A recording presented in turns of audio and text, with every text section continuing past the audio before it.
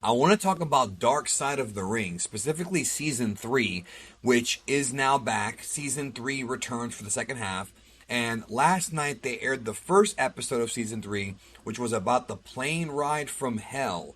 And it's funny because the plane ride from hell is a story that I knew about because when I was first getting into the internet side of wrestling, it would have been the late 90s, early 2000s. And I remember reading about the plane ride from hell. And I had learned about the plane ride from hell years ago. I mean, I knew about Brock Lesnar and Mr. Perfect having their brawl in the plane, about Michael Hayes getting his ponytail cut off, and, the shaving cream and all that. Like, I knew about all that stuff. Ric Flair showing his dick and everything. I knew about that.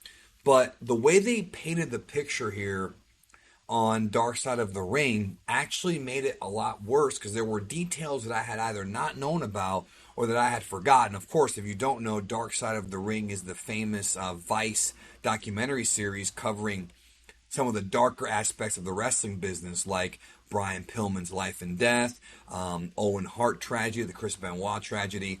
This was not quite on the level of somebody dying, but it was definitely one of the more, I guess, disgusting moments of the history of wrestling. But again, it's also one of those things where it wasn't all that uncommon. And they talk about that here because back in the day, not so much nowadays, but back in the day, up until maybe the mid 2000s, when WWE became really corporate, wrestling had always been a carny business, going all the way back to the 30s, the 20s, even the 1800s.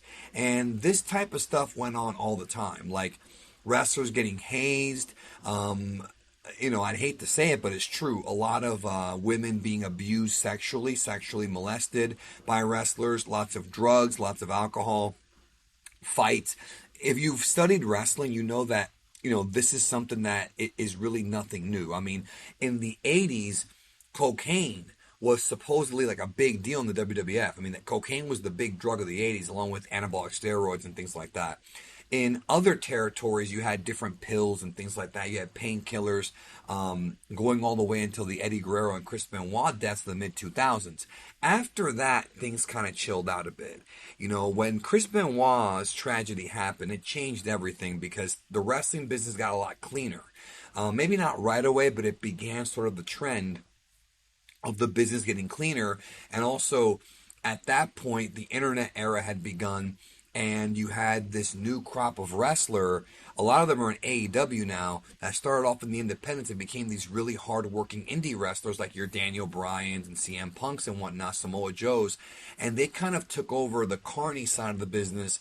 These were guys who were born in the 80s who didn't really grow up around drugs and women and all that. AJ Styles, those guys. And so it became a bit more of a cleaner business. But even in 2002, the business still had incidents like this. And one of the interesting, well, probably not one of, the most interesting thing about this is who they got on it. So we have Tommy Dreamer, Just Incredible, and RVD, three guys who were in ECW and saw this kind of stuff all the time. They had Jim Ross on this. They had Mike Chioda, the referee.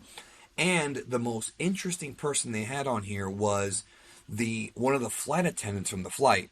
Now, her story kind of became interwoven with all the different incidents that happened, on this plane ride from hell.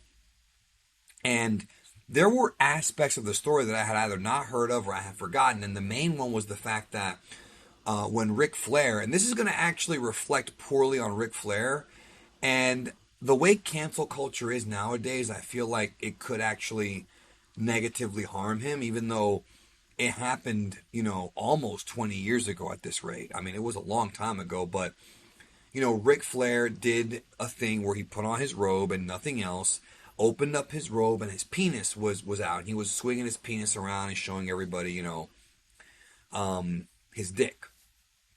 And this is something Ric Flair had done for decades. I mean, Sting and Dusty Rhodes and these guys, really, I heard it from Sting.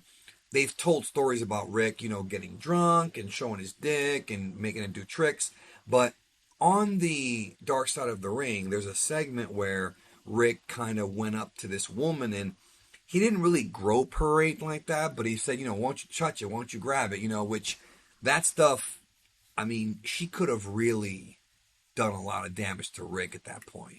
and Rick denies it. And even Tommy Dreamer on here was like, well, Rick was just being Rick. It's all a party. It's a big joke. But that type of stuff gets taken really seriously, especially nowadays. That type of stuff, like, you can't do that nowadays with the Me Too movement. Like, and you should never have really been able to do stuff like that. Whether or not Rick was joking, I mean, that's really up to, I wasn't there. I don't know, but I know that Rick did do that. And that was really the big kind of most memorable part of this documentary, if you ask me. Like, to me, the most memorable, because it's something where they actually go deep into it, because she talks about how she told her husband, and her husband settled with a lawsuit. They took a settlement instead of actually suing. I'm sorry. They went for a lawsuit and they settled and took the money.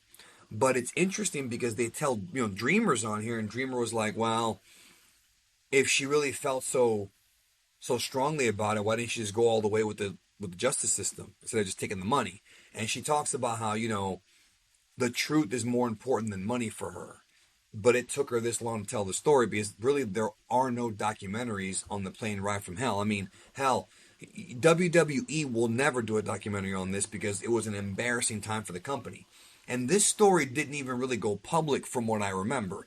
It was talked about in the dirt sheets and the internet, but I don't remember it actually being a scandal. Like, I can't remember it being a scandal in 2002. Maybe it was. But I know that, they talk about how they went back to the U.S. at the end of the tour and went to a Raw in Hartford. And, that was when we saw the terminations of Scott Hall and of Curt Hennig, who both were out of control on that plane.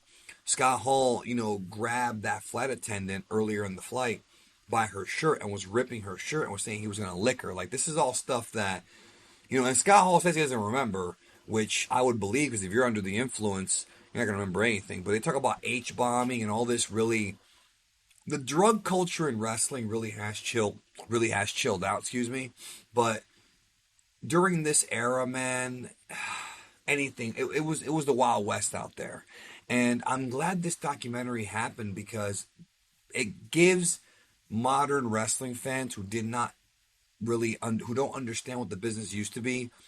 It gives them a peek into what the business was, and what the business has been for 100 years. Bunch of guys who really suffer from arrested development. These guys, they get into the wrestling business and they never grow up. There's even a quote here where Rob Van Dam is like, high school, this wasn't high school, this was fifth grade. Because there's like no responsibility from these adults. And multiple times Jim Ross had to go back there and calm them down. And it was his job, but he can't be a babysitter, So I found it really interesting that Jim Ross, who at the time was the head of talent relations, had a lot of insight on this. And it was one of those things where the way they presented the story from that flight attendant, I thought was the most interesting part of it. The rest of it I had kind of already known. And then also Terry Runnels was on here, and they told her, like, Brock, they tell the story about how Brock Lesnar, who's currently a top guy right now, like, took off his towel and showed her his penis, and then was told, Terry said, no, don't sell it. And it's like, how many times are you going to tell a woman not to sell it? Like, it's very, like, it's the wrestling business. So somebody like me who has been a wrestling historian all his life, like, I get it. I'm not saying it's right, but I'm used to hearing these stories. But I can only imagine what somebody who doesn't know the history of wrestling, doesn't know the carny aspect of it, somebody who doesn't really know anything, watches this thing and is horrified at the behavior of Lesnar and Ric Flair and these guys. Like, horrific. I mean, stuff that, again, this was like the last hurrah of the 80s, because WWE's been very clean since then. But, well, not since then, but, in recent years. But, man, it was a good documentary. It wasn't the best episode, but it was definitely one that I found entertaining. It was interesting. They covered everything pretty accurately from what I know. And I don't think they missed anything, but the big question I had watching it, which they actually asked in the documentary, is where the hell was Vince? Because Vince and Linda were in the front part of the plane. They were in the, it wasn't first class, but it was like a higher class, because every seat was first class in this flight. It was a very expensive flight. But they were in the very front. and they didn't know about any of this going on. Like, it's just crazy. It makes you wonder, you know. But overall, if you haven't seen it, I would highly advise you to check out on Vice. It's on YouTube, actually, if you look for it. Dark Side of the Ring, Season 3, Episode 8, about the plane ride from hell. I really did like it, and I look forward to seeing other episodes of this series on Vice and seeing what else we have to offer. Or they have to offer. I want to see. Anyways, that's it. Thanks for watching, and I'll talk to y'all soon.